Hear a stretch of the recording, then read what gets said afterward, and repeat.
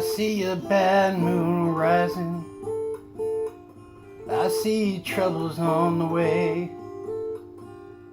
I see earthquakes and lightning. I see bad time today. Don't run tonight, it's bound to take your life. There's a bad moon on the rise.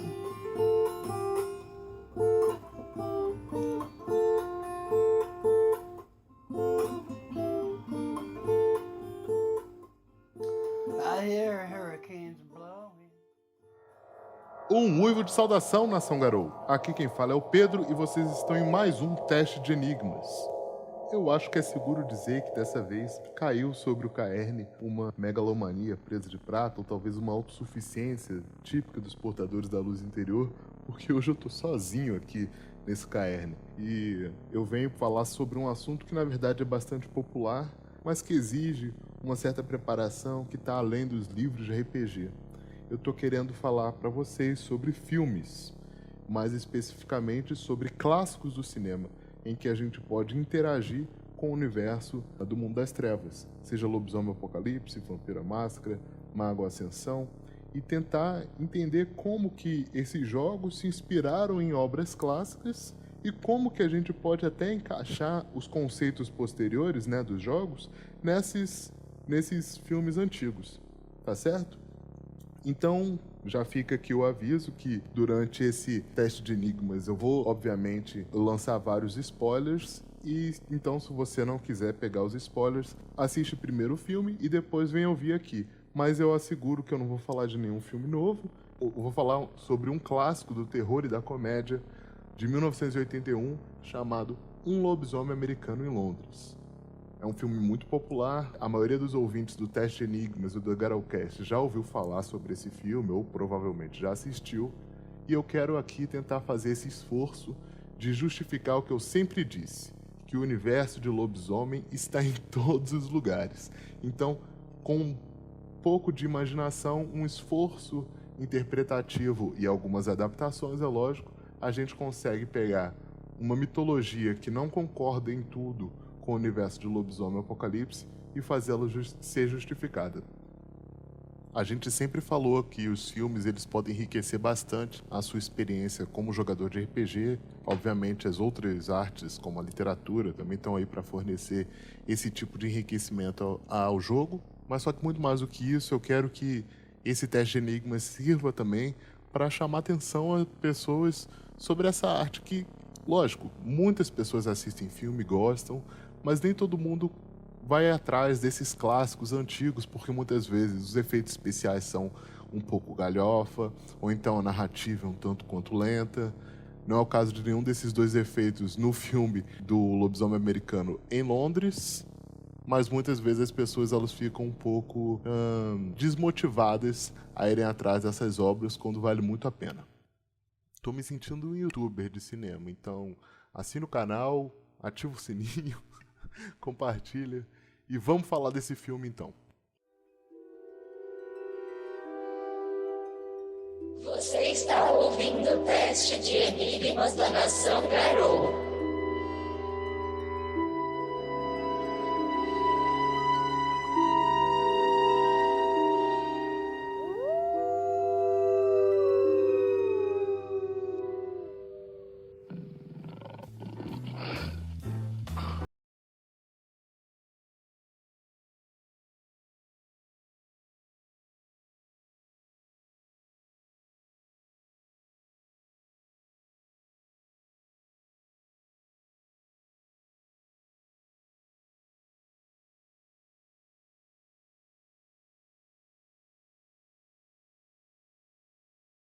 Falando um pouco sobre os aspectos técnicos e depois eu começo a falar sobre a narrativa passo a passo, porque na verdade a trama ela é bastante linear, apesar de bastante surpreendente, ela é linear também.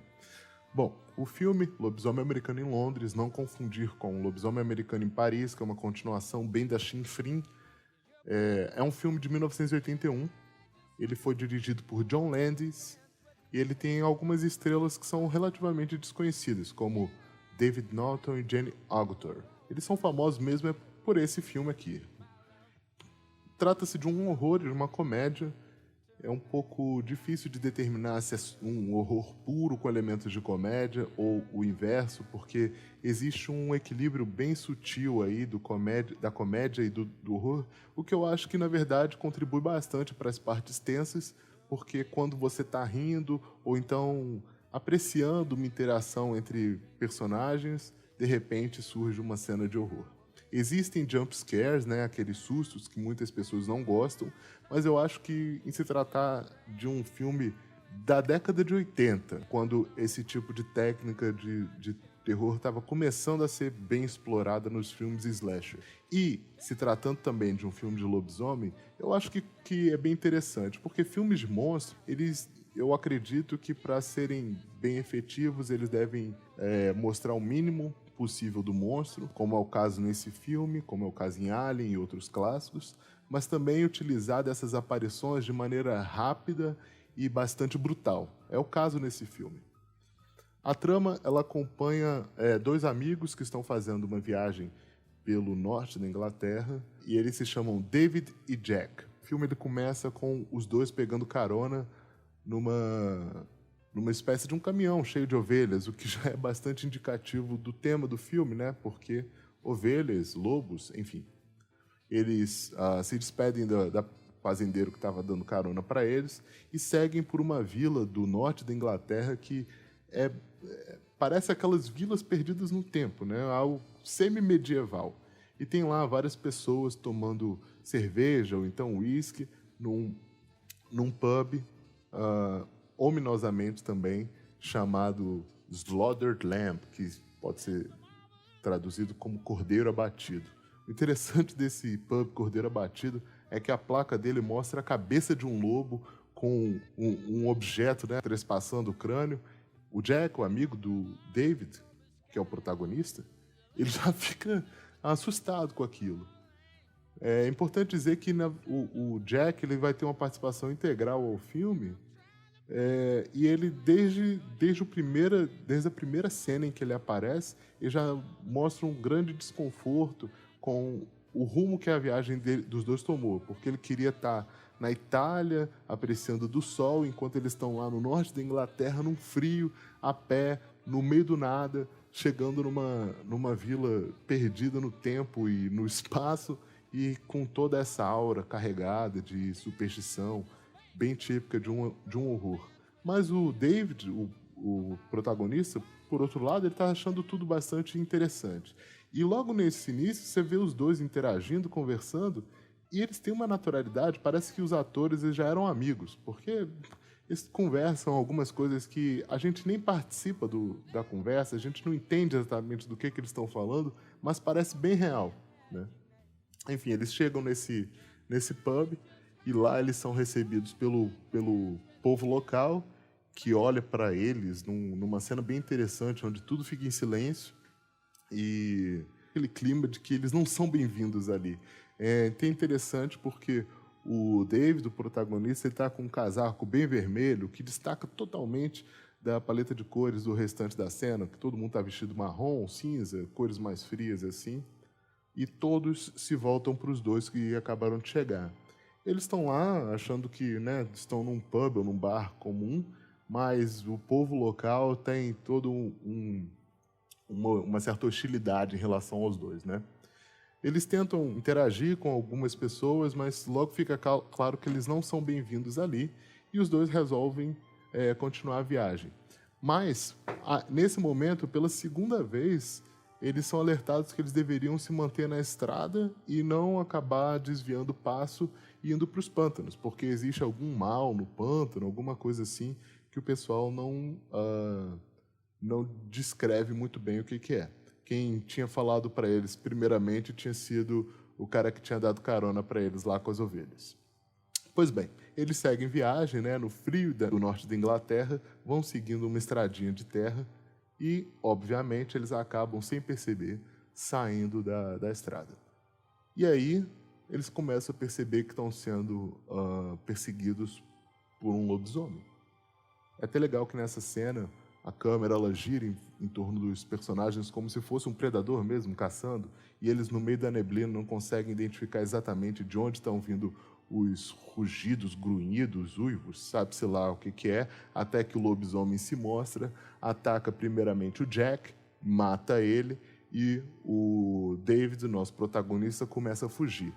No meio da fuga, ele sente uma espécie de chamado ao dever e volta, né, como se fosse tentar salvar o amigo dele que foi atacado pelo lobisomem. Ele é atacado então, mas os uivos, o barulho dos gritos dos dois chamou a atenção do pessoal no pub.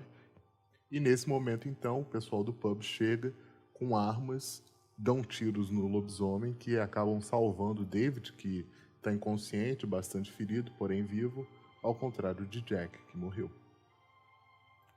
A partir desse momento, a narrativa ela começa a ficar muito interessante. Primeiro que o diretor ele sabiamente pula 3 meses. Oi gente, aqui é o Pedro do futuro, eu estou interrompendo o Pedro do passado só para dizer que ele falou errado. Não são 3 meses, sim 3 semanas. Valeu! No qual David fica desacordado no hospital, sendo tratado, o que dá tempo dele recuperar das feridas e também de estar próximo de outro evento de lua cheia, né? Afinal de contas, 1 mês e tal, quase 1 mês na verdade. E aí ele acorda no hospital, bastante desorientado, ele está preocupado com Jack, né? E aí, informados, os médicos falam para ele que Jack morreu. E aí o David ele começa a lidar com essa nova realidade. Ele está muito confuso, ele não se lembra do ataque, não se lembra do lobisomem, mas a partir desse momento ele começa a experimentar vários sonhos bem reais. E os sonhos são uma das partes mais interessantes do filme, porque o diretor lhes permite extrapolar um pouco, né? Primeiro, o David ele se vê correndo na floresta. Primeiro ele está com roupa, depois ele aparece correndo nu, né? Tem um momento em que ele se vê deitado na cama de hospital, só que a cama está no meio dessa floresta. Quando ele se aproxima do próprio corpo, o rosto dele vira de uma espécie de lobisomem ou vampiro, algo assim, porque ele não sabe o que está ocorrendo, né? Os sonhos eles estão se manifestando, estão manifestando essa fúria do lobisomem que está surgindo nele. E tem uma parte muito legal que ele recorda da vida familiar. Então tem ele, a irmã dele, os pais dele em casa, uma vida bem tranquila, e de repente a porta abre, invadem lobisomens nazistas com metralhadores e facas e começam a matar todo mundo. Esses sonhos eles são espalhados ao longo do filme, eu falei todos eles condensados aqui, mas é porque são partes muito interessantes mesmo do roteiro. A filmagem ela revela que são sonhos através do uso de luzes e do próprio absurdo da cena, né? Mas eu acho que enriquece bastante o filme e demonstra esse lance da besta surgindo aos poucos, gradativamente, na mente e, eventualmente, no corpo do David. E um trecho muito interessante que começa a acontecer junto com essas alucinações, esses sonhos do David, é que ele começa a ver o Jack. E o Jack ele não aparece exatamente como um fantasma, não. Embora mais pra frente a gente vá saber que é isso sim, ele não está alucinando e de fato conversando com um amigo morto. Mas o mais interessante é o trabalho de maquiagem, porque ele aparece primeiro com todas as feridas abertas que sofreu no ataque por lobisomem, e o ator, ao se ver com toda aquela maquiagem, ele ficou até meio perturbado, porque tão bem feito, era como se ele estivesse se vendo morto. Então o pessoal da produção teve que ter uma conversa lá com ele para ele conseguir encarar isso de boa. E nas futuras aparições do Jack, ele está cada vez pior, como se o cadáver dele estivesse apodrecendo. Ele vai explicar para o Jack também, nessas aparições, entre conversas normais que os dois têm por serem amigos, que para ele, né, Jack, poder ir para o céu ou para o inferno, enfim, para ele poder deixar de ser um fantasma errante, que ele precisava que o próprio David morresse, porque, segundo a mitologia lá, só quebrando a linha de sangue do lobisomem, que suas vítimas poderiam ter descanso. Nesse tempo também que o David acorda, ele começa a receber tratamentos da Alex, que é uma enfermeira no hospital, ele vai começar a desenvolver um romance com ela, e quando ele recebe alta do hospital, depois de conversar com a polícia, ele acaba ficando hospedado com essa enfermeira, Alex. É mais ou menos nesse ponto também que começa a subtrama de um investigador que volta lá na vila onde o David e o Jack sofreram o ataque, e ele começa a suspeitar que de fato foram atacados por lobisomens. Mas nesse ponto o David ele desconsidera toda essa ideia, e depois de receber alta no hospital, ele começa a se hospedar lá com a Alex e se aproxima da noite de lua cheia. No dia, de fato, de lua cheia, a Alex estava trabalhando, ele ficou em casa, e aí tem uma das melhores cenas que precede a primeira transformação, na qual ele está à toa em casa, então ele lê livro, assiste televisão, aí na televisão tá passando vários comerciais bem absurdos, que são engraçados e tal, e tem uma cena da Alex cuidando de uma criança no hospital que só sabe falar não, e tudo isso é muito engraçado e leve, meio tolo, não tem muito porquê estar lá, mas serve muito bem para você perder a atenção e ficar bem confortável para a cena que vem a seguir, que é a primeira transformação, que é absolutamente genial.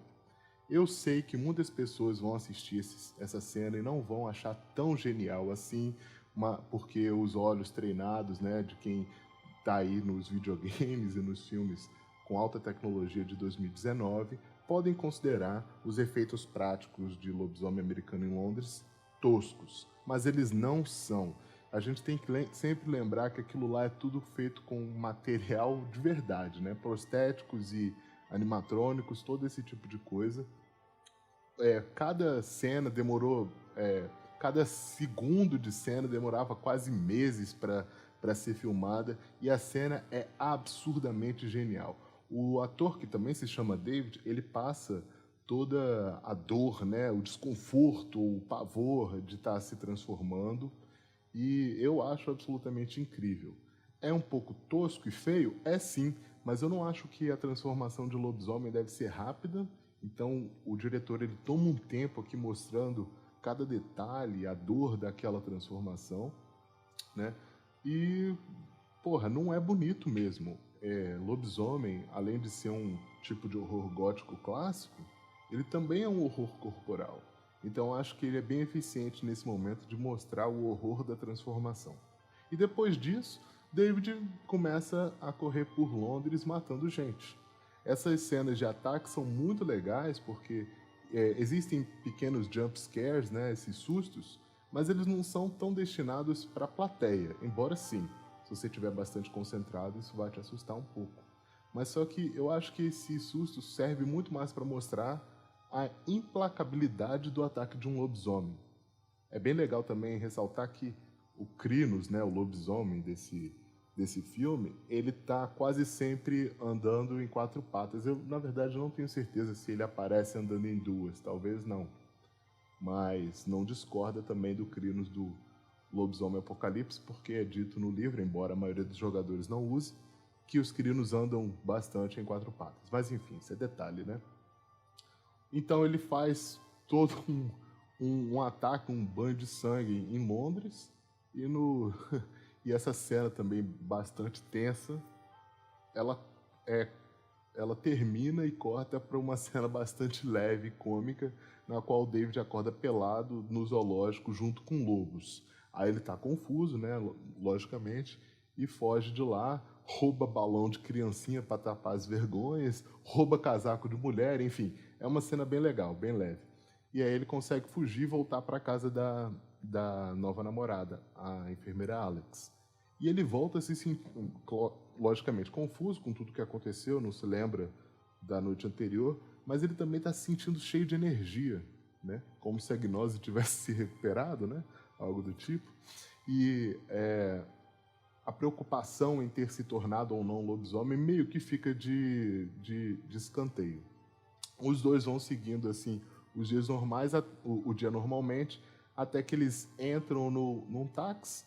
O taxista conversa com eles falando sobre os ataques, né, que ocorreram em Londres, E aí o David liga a falta de memória dele, o fato de ter acordado no zoológico pelado, com o que ele acabou de ouvir do taxista, e chega à conclusão de que só podia ter sido ele, que de fato ele tinha sim se transformado em lobisomem. Então ele vai até a polícia, começa a tentar convencer um policial de prender ele, e essa cena também é engraçada, porque ele começa a falar coisa tipo assim, o príncipe Charles é gay, William Shakespeare era francês, só para o pessoal ficar com raiva e levar ele em cana, né? Mas não dá certo, e aí ele mais uma vez avista o amigo dele, Jack, o fantasma, que acho que é a terceira vez que ele aparece, então o cadáver que na primeira aparição estava todo cheio de lacerações e sangrando, agora já está podre, né, mostrando parte da caveira, etc. E aí ele se reúne com o Jack e mais todas as novas vítimas que ele fez na noite anterior, dentro de um cinema pornô, e aí eles conversam e eles ficam lá debatendo como que o David deveria se matar para então deixar que esses fantasmas tivessem o descanso, né? E essa cena é bem interessante também, porque é um diálogo de como é que você vai se matar, algo bem saudável. Só que não dá tempo, a noite cai, novamente lua cheia, ele se transforma, começa a matar os outros espectadores que estavam lá no cinema pornô, a polícia aparece, a enfermeira Alex está junto com a polícia, ela é a única que se aproxima do lobisomem, não é atacada, quer dizer, na verdade ela quase não é atacada, mas quando o lobisomem pula para atacar, os policiais disparam tiros, matam o lobisomem volta para a forma natural, então David está lá pelado, morto, e o filme acaba.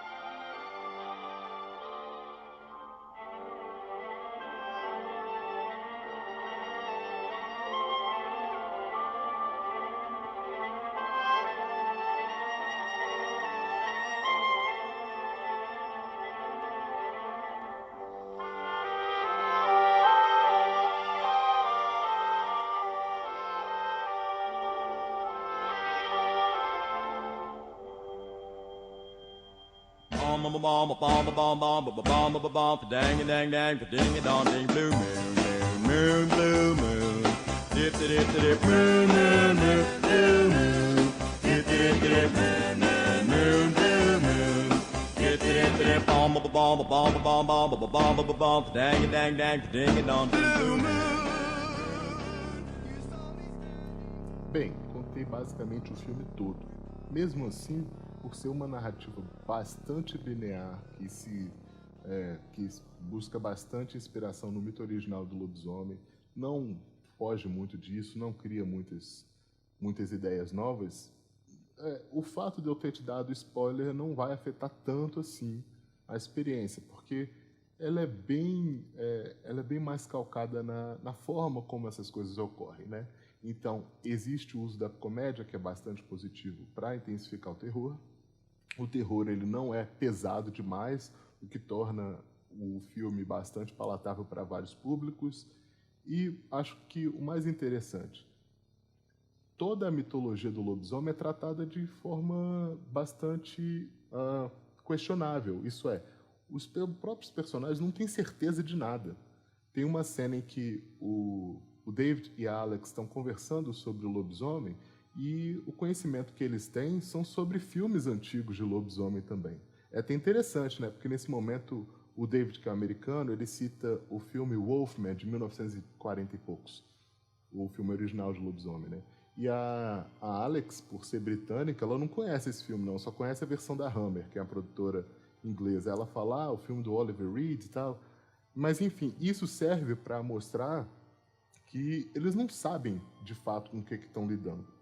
E nessas brechas de dúvida, a gente pode encaixar o universo de lobisomem. E olha, funciona muito bem.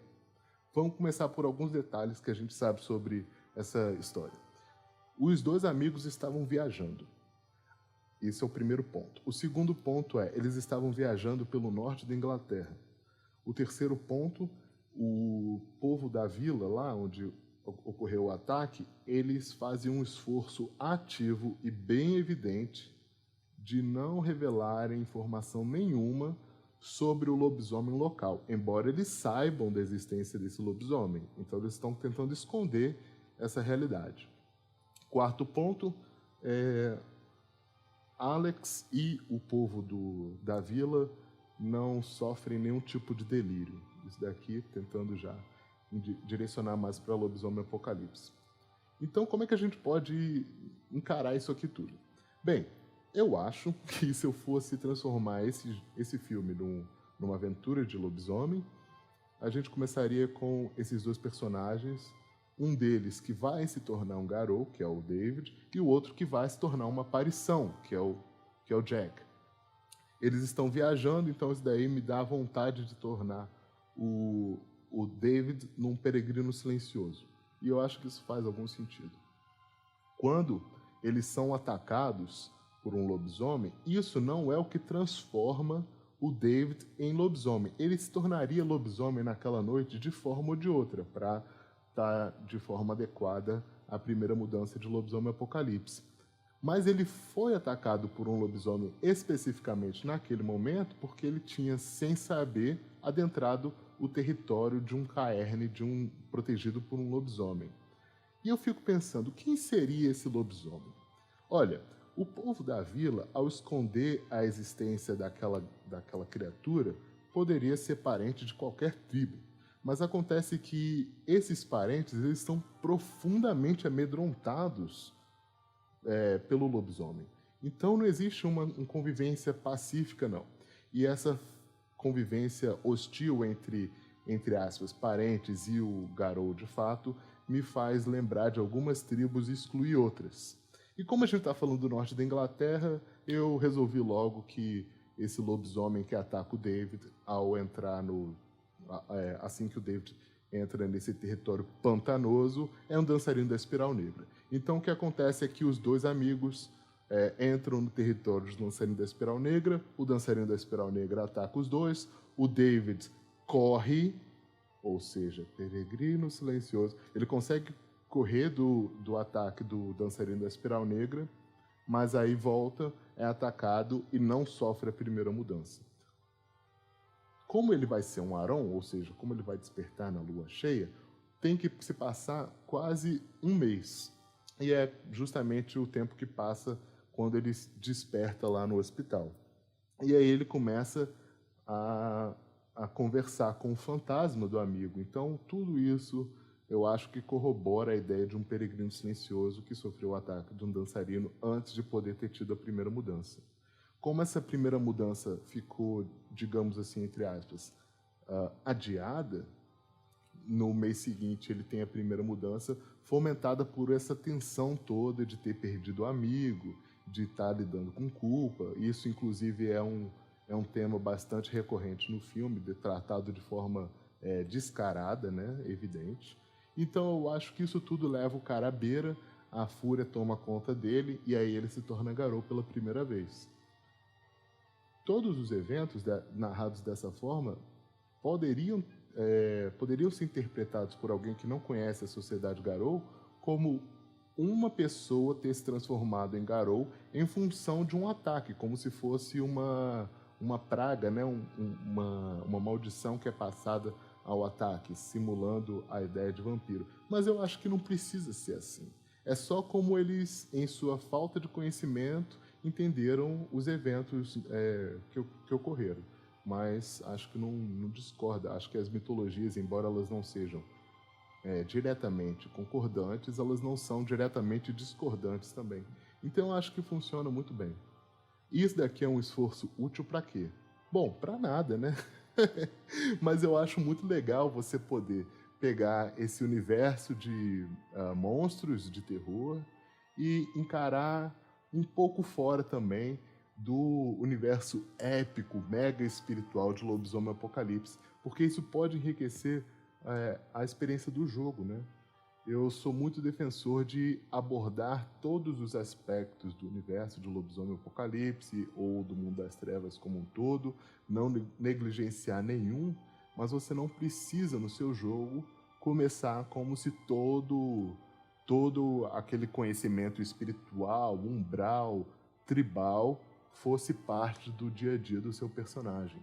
Eu acho que se você começa a dar dúvida, como eu estou tentando encaixar o David e os outros personagens aqui, tudo fica muito interessante. Então, se você quiser expandir um pouco mais o seu conhecimento sobre filmes e também, sei lá, conhecer um pouco mais sobre as possibilidades narrativas, cola comigo, mande sugestões e vamos falar sobre lobisomem, sobre vampiros e sobre monstros, porque eu sou criança, é disso que eu gosto. Beleza? Um uivo de despedida. Valeu!